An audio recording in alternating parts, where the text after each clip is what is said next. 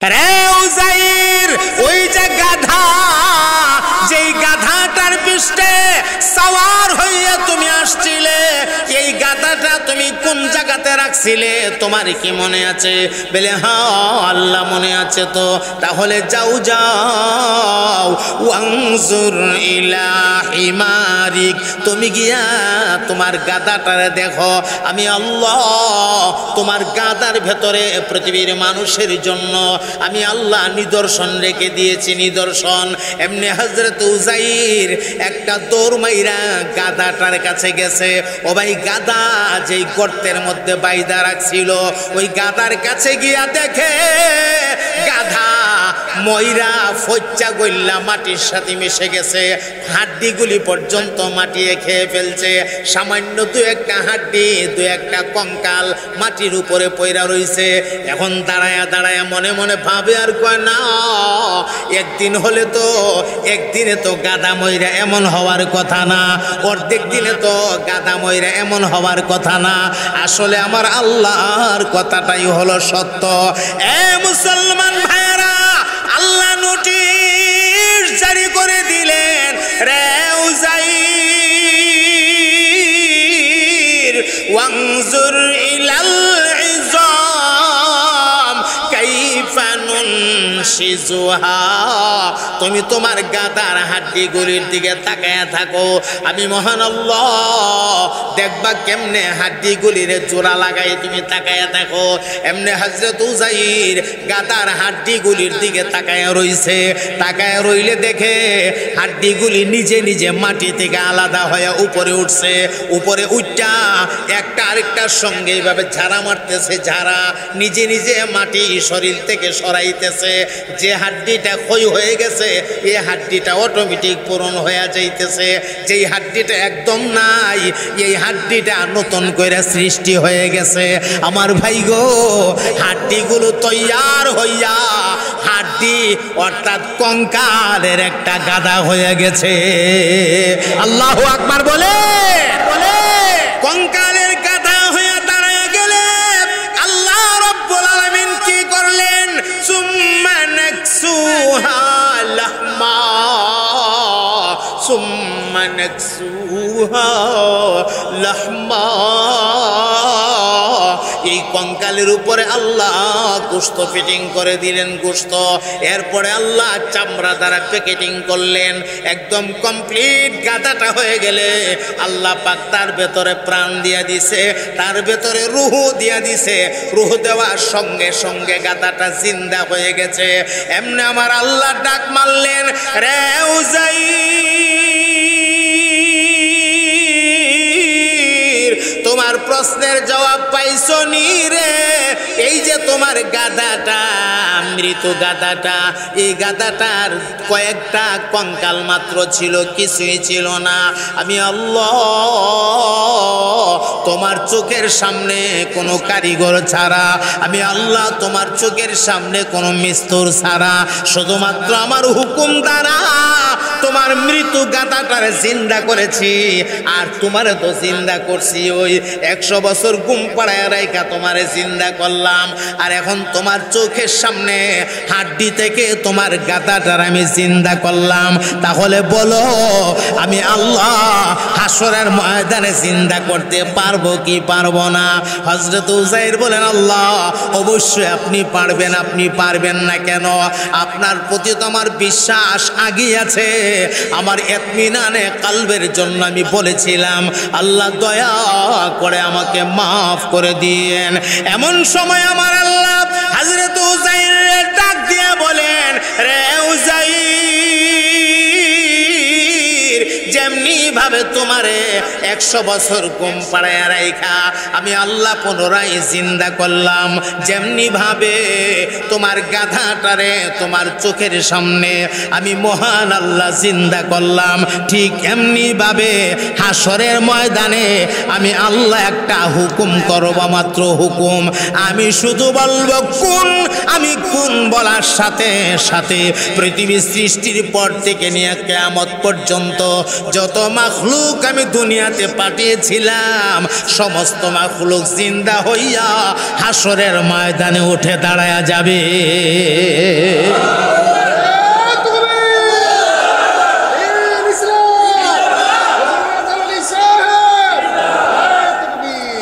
আমার ভাইরা, দুনিয়ার কোন মিস্তুর কোনো কিছু বানাইলে যন্ত্রপাতি লাগে। এই যে চেয়ারটার মধ্যে বসে আমি কথা বলতেছি, এই চেয়ারটা বানাইতে গিয়া কাঠ লাগছে। কাঠটারে রান্না করার জন্য রান্নার একটা মেশিন আছে, এটারে কাটার জন্য করাত আছে, এরপরে আরো যে কত হাতুড়ি আছে, এরপরে 22 আছে, আরো 23, 24, 25 কত কিছু যে লাগে। যন্ত্রপাতি ছাড়া কোনো কিছু বানানি সম্ভব না। আজকে যে মাদ্রাসার ঘর বিল্ডিং এর ভেতর আপনারা বসা, এই বিল্ডিংটা বানাইতে গিয়ে একটা মিস্তুর লাগছে। মিস্তুর ছাড়া এই বিল্ডিংটা হয়ে যায় নাই। কিন্তু আমার মহান আল্লাহ এমন একটা মালিক গো, যেই মালিকে কোনো কিছু বানান লাগলে মিস্তুর লাগে না।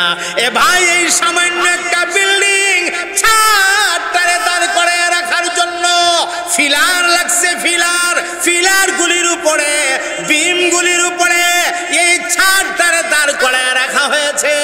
বিমগুলি ছাড়া ছাদটা থাকবে না। কিন্তু তাকে দেখেন, আপনার মাথার উপরে আসমান, এই আসমানের উপরে কোরআনের বর্ণনা আছে আর এক আসমান, সে আসমানের উপরে আছে আরেক আসমান। এমনি ভাবে আসমান আছে 7টা তবকে তবকে। কত বড় মহান মালিক গো! সারা দুনিয়া খুঁজা আসমানের একটা ফিলার পাইবেন না। ফিলার ছাড়া আসমানটার উপরে রাখতে পারেন যিনি, তিনি হলেন আমাদের আল্লাহ। কথা বলেন ঠিক কিনা?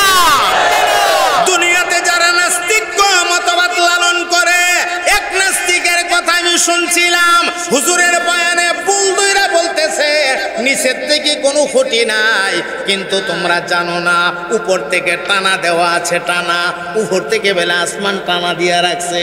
আমি ওই নাস্তিকের কাছে প্রশ্ন রাখতে চাই, আউ কাল্লাযী মাররা আলা কারিয়াতিন ওয়া হিয়া খাবিয়াতুন আলা উরুশিহা ক্বালা আন্না ইউহয়ী হাযিহিল্লাহু বা'দা মাউতিহা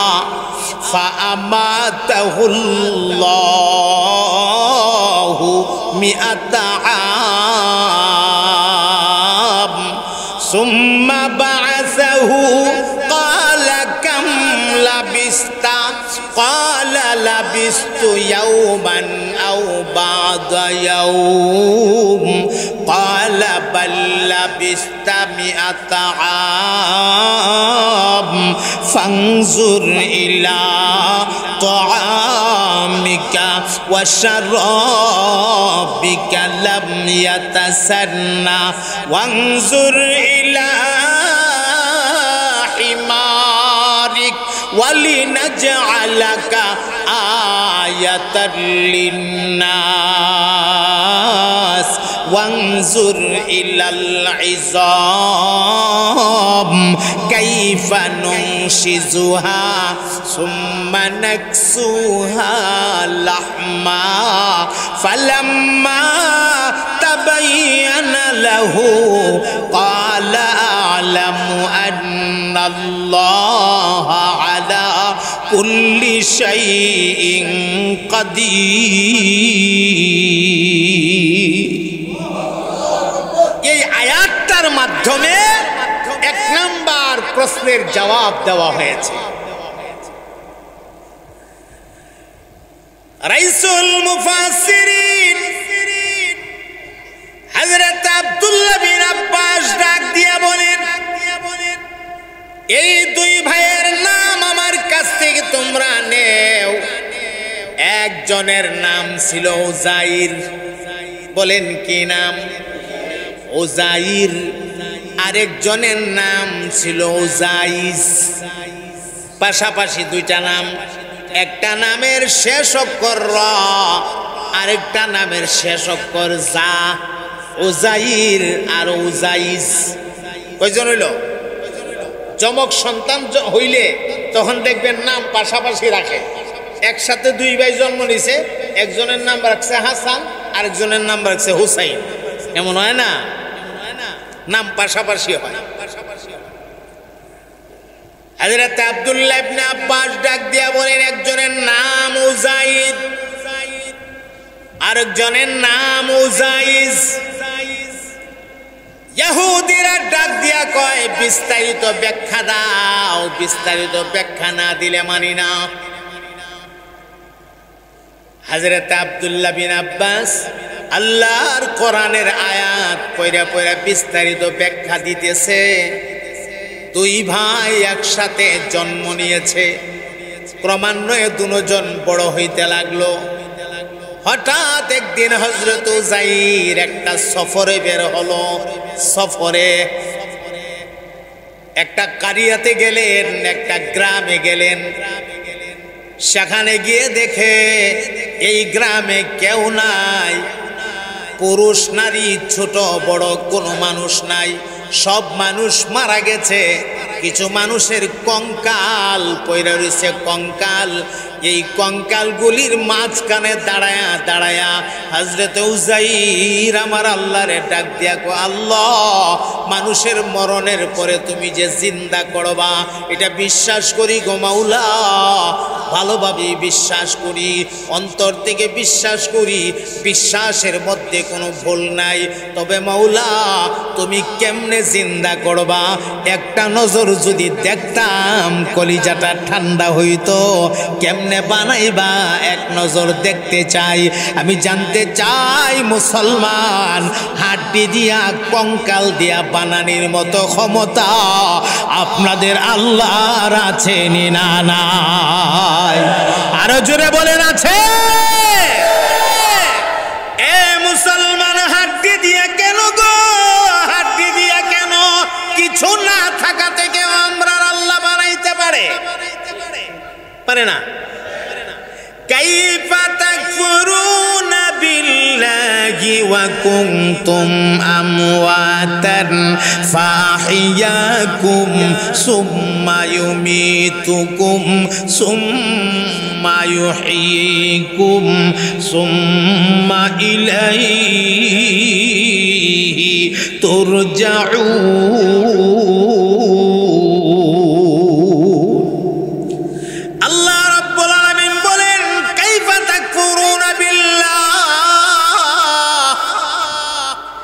কিভাবে আল্লাহর সঙ্গে তোমরা নাফরমানি করো? ওয়া কুনতুম আমওয়াতা, তোমরা ছিলে মৃত্যু। এখানে মৃত্যুর ব্যাখ্যা তাফসীরে আসছে, তোমরা কিছুই ছিল না, কিচ্ছু না। তোমার কোনো নাম গন্ধই ছিল না, তোমার কোনো অস্তিত্বই ছিল না, কিচ্ছু ছিল না তুমি। ফাহিয়াকুম, আমি আল্লাহ রব্বুল আলামিন তোমারে অস্তিত্ব দান করেছি। আমি আল্লাহ রব্বুল আলামিন তোমারে বানাইছি, তোমারে জিন্দা করছি। বান্দারে বানাইলাম তো ঠিক আছে, দুনিয়াতে পাঠাইলাম, তুমি জীবিত থাকবা হায়াত যতদিন আছে। এরপরে একদিন মরণ হবে, মরণ হওয়ার পরে শেষ না, আবার একদিন তোমাকে কবর থেকে উঠানো হবে হাসরের ময়দানে। আমি আল্লাহর দিকে তোমাকে রুজু হওয়া লাগবে। জীবনের সব ডাটা আমি রব্বুল আলামিনের দরবারে তোমাকে পেশ করা লাগবে। তাহলে বলেন, আমাদের বানানেওয়ালা কে? আওয়াজ দিয়ে বলেন, আমাদের বানানেওয়ালা কে? সুবহানাল্লাহ।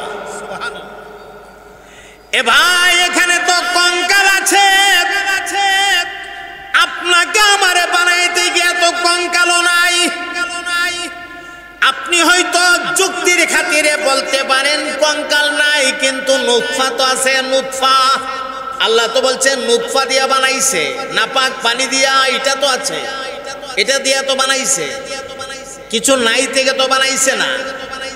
তাহলে আমি আপনাকে প্রশ্ন করব, আদম নবীরে যে আল্লাহ বানাইছেন তখন কি ছিল? আদম নবীর আগে কি ছিল? মানুষ বলতে কি কেউ ছিল আদম নবীর আগে? মানুষের প্রথম মানবের নাম কি? বলেন বলেন বলেন বলেন বলেন। আদম আলাইহিস সালাতু ওয়াস সালাম মানব জাতির গোড়া বা শিকড়। আদম আলাইহিস সালাতু ওয়াস সালাম থেকে মানুষ বিস্তার লাভ করেছে। আজকে আস্তে আস্তে ক্রমান্বয়ে বাড়তে বাড়তে বাড়তে বাড়তে বাড়তে বাড়তে সারা দুনিয়ায় এখন কোটি কোটি কোটি কোটি মানুষ হয়ে গেছে। আমার মোহতারাম ভাই, একদিন মানুষ বলতে দুইজন ছিল, একজনের নাম আদম আর একজনের নাম হাওয়া আলাইহিমাস সালাতু ওয়াস সালামা। এই দুইজনরে তোমার আল্লাহ বানানির বেলায় কিছু না থাকা থেকে বানাইছে। এ মোহতারাম বন্ধু, পয়গম্বর আদম নবীরে যদি আমার মহান আল্লাহ কিছু না থাকা থেকে বানাইতে পারে গো, ওই আল্লাহ কি হাড্ডি দিয়া বানানির মতো ক্ষমতা আছে না নাই? সুবহানাল্লাহ, সুবহানাল্লাহ। হযরত উযাইর ডাক মারলেন, রে মালিক, হে আমার মাওলা, আমার ইয়াকিন আছে, আমার কলবে বিশ্বাস আছে, আল্লাহ তুমি বানাইতে পারো, হাড্ডি দিয়েও বানাইতে পারো। ইতমিনানে কলবের জন্য কেমনে বানাইবা? একটা নজর যদি দেখতাম মনের মধ্যে একটু শান্তি পাইতাম। এমনি আমার আল্লাহ আজরাইলরে ডাক মারছে, আজরাইল রে জলদি যা, আমার উযাইরের জানটা কবজ করে নিয়া। দেখেন ঘটনাটা কেমনে ফেস লাগতেছে। আমার উযাইরের জানটা কবজ করে নিয়া। আজরাইল আলাইহিস সালাম আয়েশা সামনে হাজির। আসসালামু আলাইকা ইয়া ওয়ালি আল্লাহ। কে তুমি? কয় আমি আজরাইল। আমার কাছে কেন? আল্লাহ পাঠাইছে আপনার কাছে আপনার জানটা নেওয়ার জন্য। বুঝলাম না তো। বুঝছেন না? জান নিয়ে যাব, এখন আপনার মৃত্যু হয়ে যাবে। হযরত উযাইর ডাক দিয়া করে, আজরাইল, আল্লাহরে আমি বলছি মানুষের মরণের পরে কেমনে জিন্দা করে এক নজর আমি দেখতে চাই। আর আল্লাহ তোমারে পাঠাইছে আমার জান নেওয়ার জন্য। বুঝলাম না, দোয়া যেমন এটা অ্যাকশন না হয়ে রিয়াকশন হয়ে গেছে মনে হয়। দোয়া দিয়ে উল্টো হয়ে গেছে গা। আমি কইলাম কি আর আল্লাহ করতেছে কি? বুঝতেছে না। আল্লাহর হিকমত বোঝা বড় কঠিন, ঠিক কি না? সবচেয়ে বড় হিকমত ওয়ালা কে? আরো জোরে কার? ওয়া মাকারু ওয়া মাকারাল্লাহ ওয়াল্লাহু খায়রুল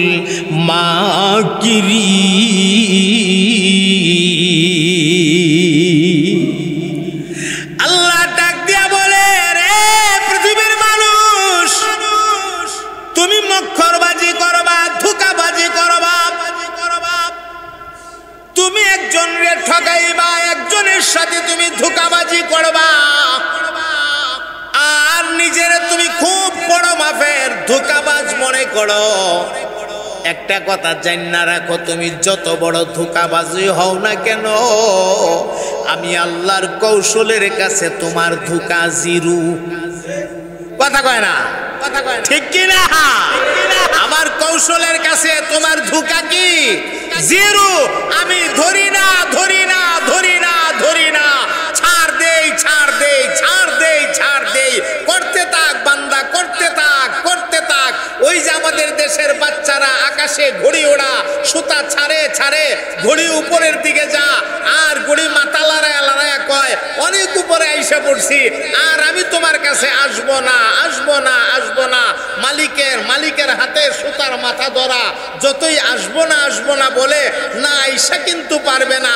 সুতার মাথা মালিকের হাতে ধরা। আল্লাহ কো ছাইরা দিলাম, ওয়ায়ামুদ্দুহুম ফি তুযিয়ানিহিম ইয়ামাহুন। বান্দা যা মনে ছাতা করতে থাক, আমি ধরি না, ধরি না, ধরি না, ধরি না। লেকিন যদি একবার ধইরা লাই, সুটানির মতো, ছাইরা নেওয়ার মতো, ছাড়ানোর মতো আর কোন শক্তি পৃথিবীতে নাই। কথা বলেন ঠিক কিনা? আল্লাহ ধরে না, কিন্তু ধইরা লাইলে বাঁচার উপায় নাই। আর কোনো শক্তি বাঁচাইতে পারে না। সুবহানাল্লাহ। হযরত উযাইর কো আল্লাহ কেমনে বানাইবা? আল্লাহ আজরাইল ফাটাইছে ওনার জান নিত। এখন উনি টাকো বুঝলাম না কিচ্ছু। আল্লাহ আমি দোয়া করলাম কেমনে তুমি বানাইবা দেখতাম, আর তুমি আজরাইল ফাটাইছো আমারে নিত। আচ্ছা ঠিক আছে, রেজা বিল কাজা, আল্লাহর ফায়সালার সাথে একমত থাকা, এটাই তো মুমিনের লক্ষণ। আচ্ছা ঠিক আছে আল্লাহ আমিও একমত। তো আজরাইল কো শুয়ে যান গা, না খারাপ তো লয়ে যেতাম গা, খারাপ তিনলে তো আটকা ফিরে যাবেন গা, শুয়ে যান গা, আমি সুন্দর করে লয়ে যাই গা। শুয়ে গেছে গা, জানডা লয়ে গেছে গা। জানডা নিয়ে যাওয়ার পরে এখন জিন্দা না মুর্দা? আরো জোরে কন। এই মৃত অবস্থায় আল্লাহ পাক ওনারে এই জায়গাতে শোয়া রাখছে, ঘুম পাড়াইয়া রাখছে। একটা ফুকামাকড়ও ধরছে না, মাটিও ধরছে না। প্রশ্ন আসতে পারে যে মাটি তো ধরার কথা বা পোকামাকড়ে ধরার কথা, মৃত লাশটারে পোকামাকড়ে ধরার কথা না। এই প্রশ্নের জবাব আপনাদেরকে আরেকটু আগায়া দেই। আসহাবে কাহাফের ঘটনার ভেতরে আছে আল্লাহর ৭ জন ওলি। এই ৭ জন ওলি একটা গর্তের ভেতরে ঘুমাইছেন। এখানে তো মাত্র ১০০ বছর, আর সেখানে ১০০ বছর না ৩০৯ বছর ঘুমাইছে গর্তের ভেতরে। এটাও কোরআনের কথা, সূরাতুল কাহাফের ভেতরে আছে। কত বছর ঘুমাইছে? কই ঘুমাইছে? খাডো কথা কয় না কেন? গর্তের ভেতরে মাটিতে, ঠিক কিনা? গর্তের ভেতরে মাটিতে ঘুমাইছে। কয় বছর? ৩০৯ বছর। চিন্তা করে দেখেন, একটা পোকা ধরলো না, একটা মাকড়ে ধরলো না, এর কোনো সমস্যা হইল না। যে আল্লাহ ৩০৯ বছর ঘুম পাড়াইয়া রাখতে পারে, সেই মহান আল্লাহ ১০০ বছর পারে না। ১০০ তো ৩০০ থেকে বেশি, ঠিক না? ঠিক বেলে। আরে ১০০ কি ৩০০ থেকে বেশি? যে আল্লাহ ৩০৯ বছর ভারে, এই আল্লাহ ১০০ বছর ভারে না? আরে ঘুম পাড়াইয়া রাখছে ১০০ বছর। ১০০ বছর পরে হযরতে উযাইরকে আল্লাহ উঠাইলেন। সুম্মা বাআসাহু, বাআসা ইয়াবআসু শব্দের অর্থ হইছে উঠানো। আল্লাহ কি করলেন? উঠাইলেন, এর মানে জিন্দা করলেন। ক্বালা কাম লাবিস্তা, জিন্দা কইরা আল্লাহ প্রশ্ন করলেন কাম লাবিস্তা, কতদিন এখানে থাকছো, কতদিন? ক্বালা লাবিস্তু ইয়াওমান আও বা'দা ইয়াওম। উযাইর ডাক দিয়া কয় আল্লাহ একদিন অথবা অর্ধেক দিন। ঘুমাই রইছি তো, খবর নাই তো। ডাক দিয়া কদিন? একদিন অথবা একদিনের অর্ধেক। ইয়াউমান আও বা'দা ইয়াউম, একদিন অথবা একদিনের কিছু অংশ, অর্ধেক দিন। তখন আল্লাহ উত্তর দিছে ক্বালা বাল লাবিস্তা মিয়াতা আম। না রে উযাইর, না না, বরং আমি মহান আল্লাহ তোমাকে এই জায়গাতে ১০০ বছর ঘুম পাড়াইয়া রাখছি। কত বছর? হযরত উযাইর উঠটা সেরা চিন্তা করে ১০০ বছর, আমার আল্লাহর কথা তোর মিথ্যা হতে পারে না। আমার আল্লাহ যেহেতু কইতেছে এটাই তো সত্য। এরপর আল্লাহ কও উযাইর তুমি তো মানুষ, মানুষ হিসাবে কিছু দলিল প্রমাণ তালাশ করে, তুমি কিছু দলিল প্রমাণ তালাশ করতে পারো, সেজন্য আমি আল্লাহ কিছু নিদর্শন রাখছি। সুবহানাল্লাহ বলবেন না? আল্লাহ রাব্বুল আলামিন ডাক দিলেন রে উযাইর, তুমি যে আসার সময়, সফরে বের হওয়ার সময় কিছু খানা পিনা সঙ্গে আনছিলে, তোমার কি মনে আছে? বলে হ্যাঁ আল্লাহ মনে আছে। কই রাখছিলা? ওই যে টিলার উপরে। আল্লাহ কই যাও ফানজুর ইলা তাআমিকা ওয়া শারাবিকা লাম ইয়াতাসান্না। তোমার খানা পিনার কাছে গিয়া দেখো খানা পিনাগুলি কোন অবস্থায় আছে। এমনি হযরত উযাইর খানা পিনার কাছে আসছে। আল্লাহ খানা পিনার কাছে আইসা তাকায়া দেখে গো খানা রুটি নিয়েছিল মোটামুটি গরম, এখন রুটির মধ্যে হাত দিয়া দেখে মোটামুটি গরম না, যেন মনে হয় এই মুহূর্তে চুলার থেকে তুল্লাই না রাখছে। চিৎকার দিয়া বলেন না আল্লাহু আকবার। ও ভাই পানি, ওই যে পানি একদিন অথবা একদিনের কিছু অংশ সময় হলেও তো পানির মধ্যে একটা আবরণ পড়ার কথা, একটা আয়রন পড়ার কথা। আয়রন পড়বে তো দূরের কথা, আবরণ পড়বে তো দূরের কথা, পানিটার দবদবে সাদা। হযরত উযাইর চিন্তা করতে লাগলো আমার পানির মধ্যে কোনো আয়রন নাই, আমার পানির মধ্যে কোনো ঝামেলা নাই, আমার খানা রুটিগুলা যেন মনে হয় এই মুহূর্তে সোলার থেকে তুল্লাইন না রাখছে, একদম ধুমা উঠতেছে ধুমা। আল্লাহু আকবার। এত গরম রুটি তো উনি মনে মনে ভাবতেছেন কেমনে এটা হইল। এমন সময় আমার আল্লাহ আরেকটা নোটিশ জারি করে দিলেন, আরে উযাইর তুমি যে আসছিলে, আসার সময় একটা গাধার পৃষ্ঠে সাওয়ার হয়ে আসছিলে। রে উযাইর ওই যে গাধা, যেই গাধাটার পৃষ্ঠে সাওয়ার হইয়া তুমি আসছিলে, এই গাধাটা তুমি কোন জায়গাতে রাখছিলে তোমার কি মনে আছে? বলে হ্যাঁ আল্লাহ মনে আছে তো। তাহলে যাও যাও ওয়ানজুর ইলা হিমারিক, তুমি গিয়া তোমার গাধাটারে দেখো। আমি আল্লাহ তোমার গাধার ভেতরে পৃথিবীর মানুষের জন্য আমি আল্লাহ নিদর্শন রেখে দিয়েছি, নিদর্শন। এমনি হযরত উযাইর একটা দৌড় মাইরা গাধাটার কাছে গেছে। ও ভাই গাধা যেই গর্তের মধ্যে বাইদা রাখছিল, ওই গাধার কাছে গিয়া দেখে গাধা ময়রা ফচ্চা গইল্লা মাটির সাথে মিশে গেছে, হাড্ডিগুলি পর্যন্ত মাটিয়ে খেয়ে ফেলছে।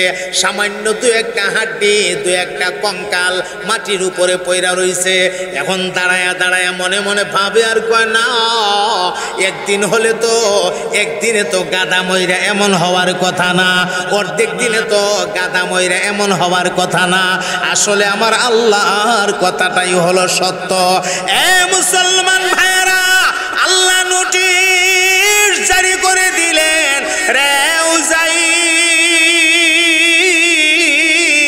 ওয়ানজুর ইলাল ইযাম কাইফা নুনশিজুহা, তুমি তোমার গাদার হাড্ডিগুলির দিকে তাকায়া থাকো।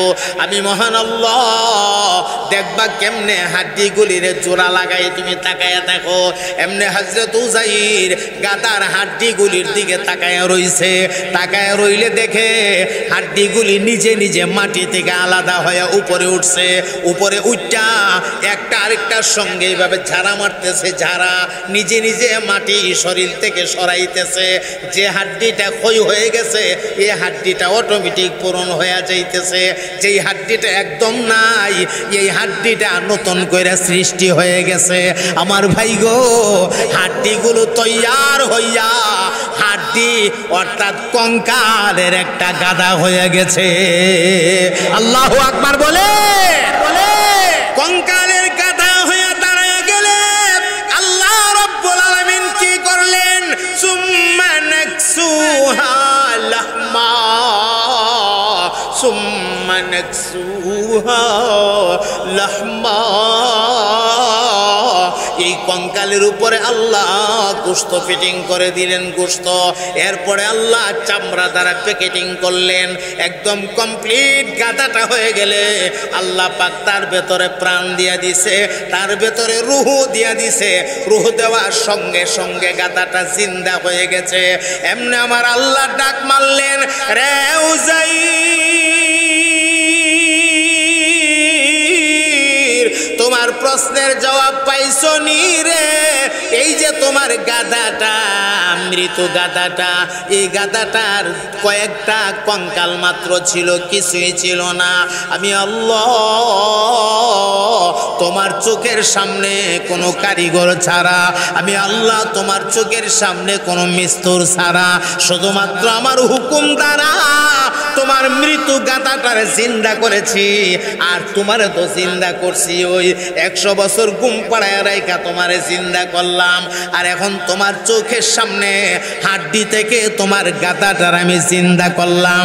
তাহলে বলো আমি আল্লাহ হাসরের ময়দানে জিন্দা করতে পারবো কি পারবো না? হযরত উযাইর বলেন, আল্লাহ অবশ্যই আপনি পারবেন। আপনি পারবেন না কেন? আপনার প্রতি তো আমার বিশ্বাস আগেই আছে। আমার ইতমিনানে কালবের জন্য আমি বলেছিলাম, আল্লাহ দয়া করে আমাকে মাফ করে দিয়েন। এমন সময় আমার আল্লাহ হযরত উযাইরের ডাক দিয়ে বলেন, রে উযাইর, যেমনি ভাবে তোমারে 100 বছর ঘুম পাড়ায় রাইখা আমি আল্লাহ পুনরায় জিন্দা করলাম, যেমনি ভাবে তোমার গাধাটারে তোমার চোখের সামনে আমি মহান আল্লাহ জিন্দা করলাম, ঠিক এমনি ভাবে হাসরের ময়দানে আমি আল্লাহ একটা হুকুম করব, মাত্র হুকুম। আমি শুধু বলবো কোন, আমি কোন বলার সাথে সাথে পৃথিবী সৃষ্টির পর থেকে নিয়ে কিয়ামত পর্যন্ত যত মাখলুক আমি দুনিয়াতে পাঠিয়েছিলাম, সমস্ত মাখলুক জিন্দা হইয়া হাসরের ময়দানে উঠে দাঁড়ায়া যাবে।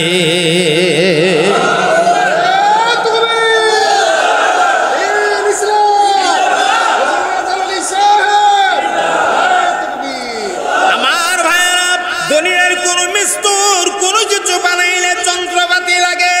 এই যে চেয়ারটার মধ্যে বসে আমি কথা বলতেছি, এই চেয়ারটা বানাইতে গিয়া কাঠ লাগছে। কাঠটারে রান্না করার জন্য রান্নার একটা মেশিন আছে, এটারে কাটার জন্য করাত আছে, এরপরে আরো যে কত হাতুড়ি আছে, এরপরে 22 আছে, আরো 23, 24, 25 কত কিছু যে লাগে। যন্ত্রপাতি ছাড়া কোনো কিছু বানানি সম্ভব না। আজকে যে মাদ্রাসার ঘর, বিল্ডিং এর ভেতর আপনারা বসা, এই বিল্ডিংটা বানাইতে গিয়ে একটা মিস্ত্রি লাগছে। মিস্ত্রি ছাড়া এই বিল্ডিংটা হয়ে যায় নাই। কিন্তু আমার মহান আল্লাহ এমন একটা মালিক গো, যেই মালিকে কোনো কিছু বানান লাগলে মিস্ত্রি লাগে না। এ ভাই, এই সামান্য একটা বিল্ডিং ছাদটারে দাঁড় করে রাখার জন্য ফিলার লাগছে। ফিলার গুলির উপরে, বিমগুলির উপরে এই ছাদটারে দাঁড় করে রাখা হয়েছে। বিমগুলি ছাড়া ছাদটা থাকবে না। কিন্তু তাকে দেখেন, আপনার মাথার উপরে আসমান, এই আসমানের উপরে কোরআনের বর্ণনা আছে আর এক আসমান, সে আসমানের উপরে আছে আরেক আসমান। এমনি ভাবে আসমান আছে 7টা তবকে তবকে। কত বড় মহান মালিক গো! সারা দুনিয়া খুঁজা আসমানের একটা ফিলার পাইবেন না। ফিলার ছাড়া আসমানটারে উপরে রাখতে পারেন যিনি, তিনি হলেন আমাদের আল্লাহ। কথা বলেন ঠিক কিনা? দুনিয়াতে যারা নাস্তিক মতবাদ লালন করে, এক নাস্তিকের কথা আমি শুনছিলাম, হুজুরের বয়ানে বুলদুইরা বলতেছে নিচের থেকে কোনো ক্ষতি নাই, কিন্তু তোমরা জানো না উপর থেকে টানা দেওয়া আছে, টানা উপর থেকে বেলা আসমান টানা দিয়ে রাখছে। আমি ওই নাস্তিকের কাছে প্রশ্ন রাখতে চাই। হ্যাঁ মানলাম, তর্কের খাতিরে তোমার কথাটা মানলাম, উপর থেকে যদি টানা থাকে, আচ্ছা প্রথম আসমানটা টানা দেওয়া আছে দ্বিতীয় আসমানের সাথে, তাহলে দ্বিতীয় আসমানটা কেমনে আছে? বলে এটা তৃতীয় আসমানের সাথে টানা দেওয়া, তাহলে তৃতীয় আসমান কেমনে আছে?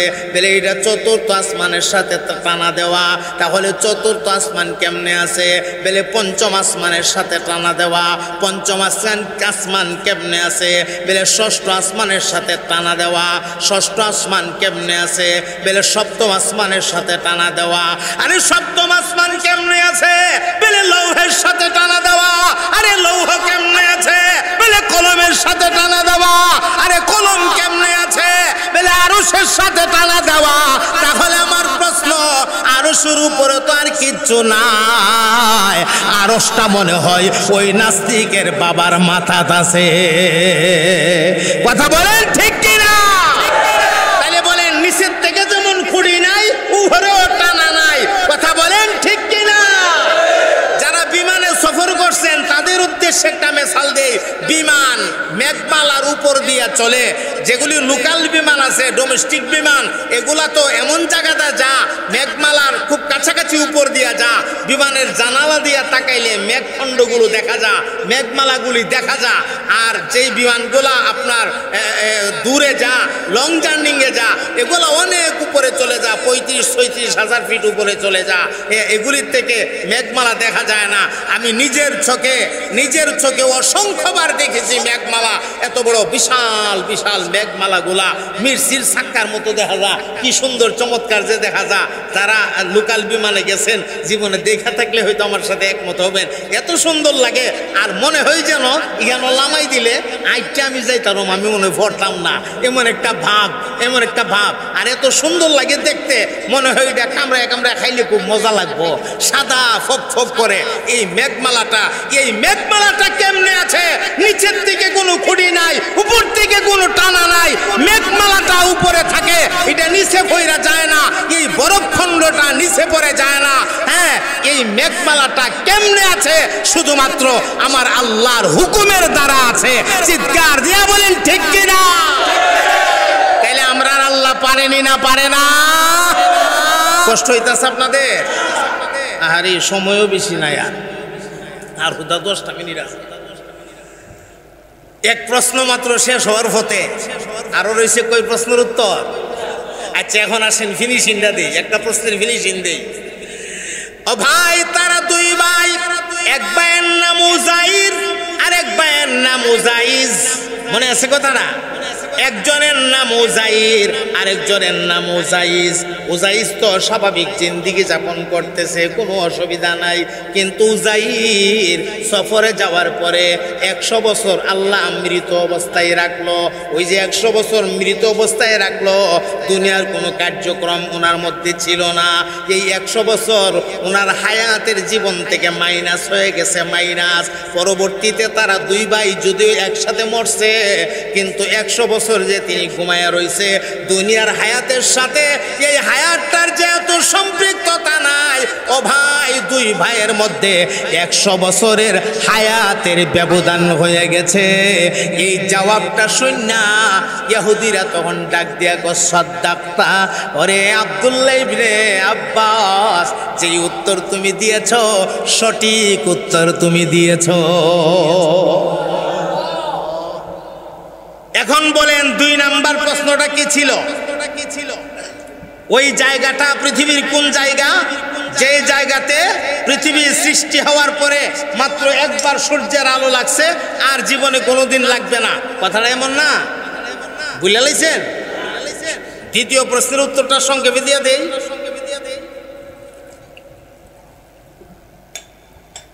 খুব খেয়াল করেন, উত্তর শুরু হয়েছে।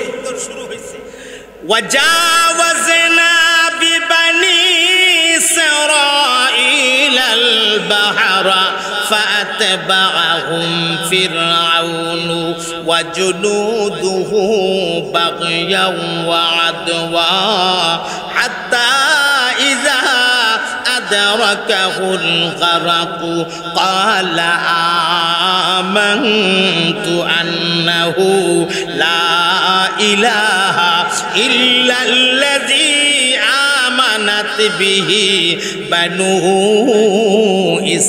إسرائيل وأنا من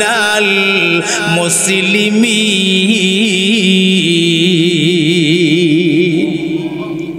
আমার ভাইরা 2 নাম্বার প্রশ্নের জবাবটা সার সংক্ষেপ আপনাদের জেহেনে দিয়া দেই। হযরতে মূসা আলাইহিস সালাতু ওয়াস সালাম, পয়গম্বর মূসা কালিমুল্লাহকে ফেরাউন বাহিনীরা যখন দাওয়া করছিল, হামলা করার জন্য আক্রমণ করছিল, ফেরাউন বাহিনী, পয়গম্বর মূসা নবী তার সাথীদেরকে লইয়া রওনা দিছে। সামনে গিয়া নদী পইরা গেছে, নদী। এমনি আল্লাহরে ডাক দিয়া গো, ওগো আমার আল্লাহ, এখন যে নদী বইরা গেছে গো, আমি আমার আমার সাথীদেরকে লইয়া কেমনে নদী পার হয়ে যাব। আল্লাহ ডাক দেখো মুসা রে তোমার হাতের লাঠিটা কি হাতে নাই? বলে আল্লাহ লাঠি তো হাতে আছে। তাহলে লাঠি দিয়ে দরিয়ার পানির মধ্যে তুমি আঘাত করো। এমনি দরিয়ার পানিতে আঘাত করছে, আঘাত করার সাথে সাথে দরিয়ার পানি দুই দিকে সইরা দরিয়ার তলদেশে একটা রাস্তা হয়ে গেছে। রাস্তা পয়গম্বর মুসা নবী তার সাথীদেরকে লইয়া দরিয়ার ওই পারে চলে গেছে, আর ফেরাউন তার বাহিনী লইয়া দরিয়ার মাঝখানে গেছে। আল্লাহ পানিরে ডাক দিয়া কয় আর দাঁড়ায়া থাকিস না, ফেরাউন রে দইরা ফালা, ফেরাউন রে দইরা ফালা, আর দাঁড়ায়া থাকিস না। পয়গম্বর মুসা নবীর জন্য দুই দিকের পানি প্রাচীরের মতো দাঁড় করাইয়া দিছে, নিচে আল্লাহ রাস্তা বানায় দিছে। সূর্যের আলো গিয়া সাগরের তলাত পড়ছে, নদীর তলাত পড়ছে। দুনিয়া সৃষ্টির পরে এইমাত্র একবার আলোটা এখানে লাগছে। কিয়ামত পর্যন্ত এই জায়গাতে আর কোনোদিন সূর্যের আলো লাগবে না। আয়াত পয়রা যখন হযরত আব্দুল্লাহ ইবনে আব্বাস উত্তর দিয়া দিছে, ইহুদিরা ডাক দিয়া কো সাদ্দাক্তা, তুমি যা বলেছ সত্য বলেছ, তুমি যা বলেছ সত্য বলেছ। আর দুইটা প্রশ্ন বাকি রয়ে গেল, সময় স্বল্পতার কারণে আর আমি দুইটা প্রশ্নের জবাব এখন দিতে পারতেছি না। এখানে কথা বললে অনেক কথা ছিল, দ্বিতীয় প্রশ্নের ভেতরে অনেক মেসাল ছিল, এগুলি আজকে আর দেওয়া যাচ্ছে না। আমার ভাইয়েরা 3 নম্বর প্রশ্নটা কি ছিল মনে আছে আপনাদের? এটা বুঝে লিছেন? বুঝে লিছেন? আরে বুঝলি লাইছে। ওই কয়েদি কোন কয়েদি? হ্যাঁ, যে কয়েদি কয়েদখানার ভেতরে আছে, লেকিন বাহির থেকে কোনো খাদ্য সরবরাহ করা হয় না, এরপরও কয়েদি কয়েদখানার ভেতরে জিন্দা আছে, ভালো আছে, কোনো সমস্যা নাই। আরেকটা প্রশ্ন ছিল আমার মোহতারাম ভাইয়েরা, ওই লোকটা কে যেই লোকটাকে তার কবরে লয়া ঘোরাফেরা করছে? এই দুইটা প্রশ্ন রয়ে গেল। 4টা প্রশ্নের 2টা প্রশ্নের উত্তর দিয়ে গেলাম, আর 2টা হয়ে গেলাম। 7 মিনিট রয়েছে তো, আরো 7 মিনিট আছে। বিয়ে কইতাছে আরো বলে 7 মিনিট আছে। আচ্ছা তাহলে বাংলায় সংক্ষেপে কয়ে দাও, বাংলাটা। ওই ব্যক্তিটা কে যেই ব্যক্তিটারে কবরে লইয়া ঘুরছি? সুবহানাল্লাহ। হযরত আব্দুল্লাহ ইবনে আব্বাস ডাক দিয়া কয়, আপনারা যারা পারেন আমার সাথে পড়েন। হযরত ইউনূস আলাইহিস সালাতু ওয়াস সালাম রে যখন আল্লাহ 40 দিনের জন্য মাছের পেটের ভেতরে কবর দিলেন, কয় দিনের জন্য? 40 দিনের জন্য মাছের পেটটারে কবর বানায়া দিলেন।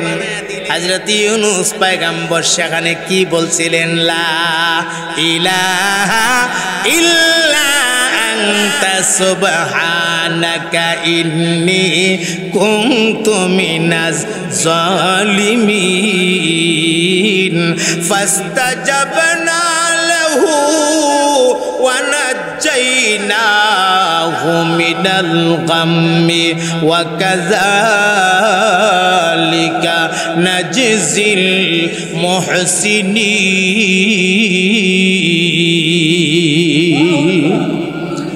আমার মুহতারাম ভাইরা, আল্লাহর পয়গম্বর ইউনূস নবীকে আল্লাহ রাব্বুল আলামিন 40 দিনের জন্য মাছের পেটের ভেতরে কবর দিয়েছিলেন। কবর এটা বিরাট লম্বা ঘটনা, সার কথাগুলিও যদি শোনায় অনেক সময়ের দরকার। ওই মাছটা পয়গম্বরের লয়া লয়া সাগরের ভেতরে বিভিন্ন জায়গায় ঘোরাফেরা করছে। আমার ভাই, সাগরের মাছের পেটটারে কবর কেন বলা হয়েছে? কবরের জগৎটা হইল অন্ধকার একটা জগৎ, আর পয়গম্বর ইউনূস নবীরে এমন জায়গাতে রাখা হয়েছে, একটা অন্ধকার না 3টা অন্ধকারের ভেতরে। 1 নাম্বার হইল পানির অন্ধকার, পানির গভীরতার অন্ধকার। 2 নাম্বার হইল মাছের পেট, স্বাভাবিক মাছের মাংস যেটা আছে, মাংস, ওই মাংসের অন্ধকার। আবার মাছের পেটের ভেতরে একটা আলাদা পর্দা আছে, পর্দা, সেই পর্দার অন্ধকার। ওই 3টা অন্ধকারের ভেতরে ইউনুস নবীর যেহেতু আল্লাহ রাখছে, এই কারণে এটাকে কবরের সাথে সামঞ্জস্য করা হয়েছে। আমার ভাই, ইহুদিরা উত্তর শূন্য ক সাদ্দাক্তা, তুমি যা বলেছ সত্য বলেছ, তুমি যা বলেছ।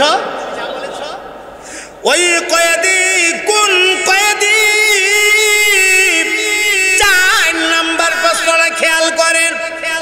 ওই কয়েদি কোন কয়েদি,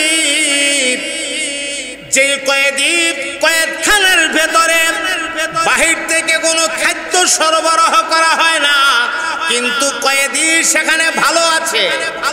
সুবহানাল্লাহ বলেন। এটা হলো মায়ের পেটের বাচ্চা। এটাকে মায়ের পেটের বাচ্চা, এমন একটা কয়েদখানা গো, যেখানে 3টা অন্ধকারের ভেতরে আছে। বাহির থেকে এক মুষ্টি খাবার দেওয়া হয় না, বাহির থেকে এক ফোঁটা পানিও দেওয়া হয় না। এরপরও কয়েদি কয়েদখানার ভেতরে জিন্দা না মুর্দা, আওয়াজটা রাখে কে? আরো জোরে, আরো জোরে, জোরছে বলো। জোর হলো না, মহাব্বতে হইছে না তো? আরো জোরে। উনি হলেন আমাদের আল্লাহ, উনি হলেন আমাদের আল্লাহ, যিনি পেটের ভেতরে জিন্দা রাখেন বাহির থেকে কোনো খাদ্য ছাড়া। রব্বুল আলামিন নিজ কুদরত দ্বারা মায়ের পেটের ভেতরে জিন্দা রাখে।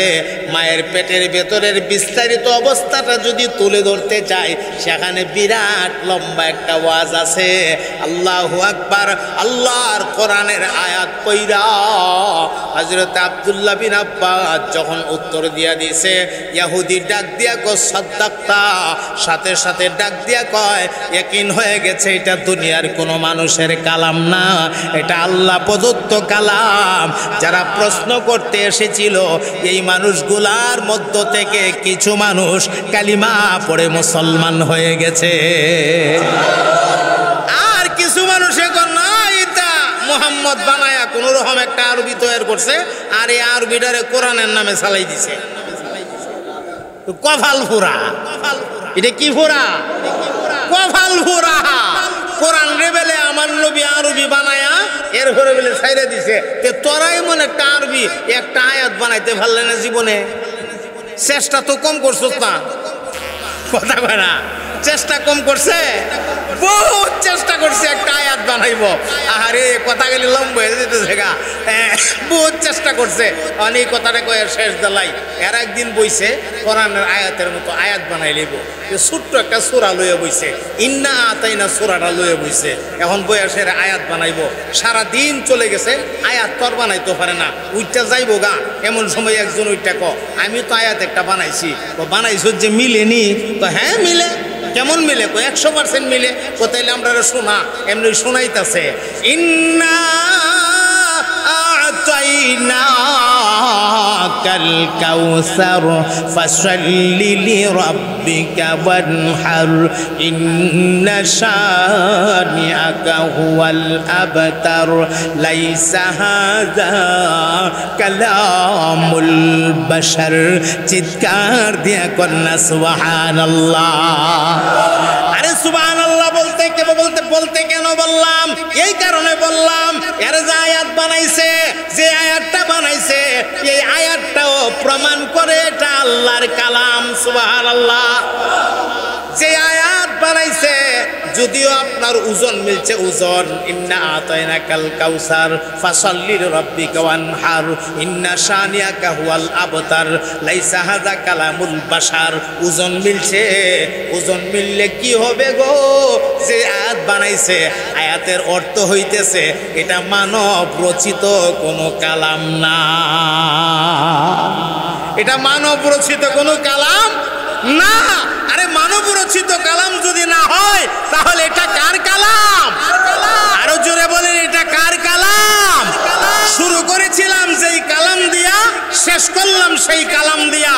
এই কালামুল্লাহ শরীফের, এই কোরআনুল কারীমের শিক্ষা দেওয়া হয় এই মাদ্রাসাতে। এই মাদ্রাসা, হ্যাঁ, যারা বানিয়ে মাদ্রাসা, যারা মাদ্রাসাকে কায়েম করেছে, আল্লাহু আকবার, যারা মাদ্রাসাকে দাঁড় করিয়েছে, দ্বীনের একটা মার্কাজ দাঁড় করাইছে, আল্লাহ তাআলা এই মার্কাজ রে কিয়ামত পর্যন্ত কবুল করেন। সবাই বলেন আমিন। আমাদের ঐতিহ্যবাহী জামিয়া ইউনুসিয়া মাদ্রাসার সুনামধন্য বড় হুজুর আইসা পড়ছে, একটা নারা লাগাই দেন, নারা, নারা লাগাই দেন, নারা লাগাই দেন।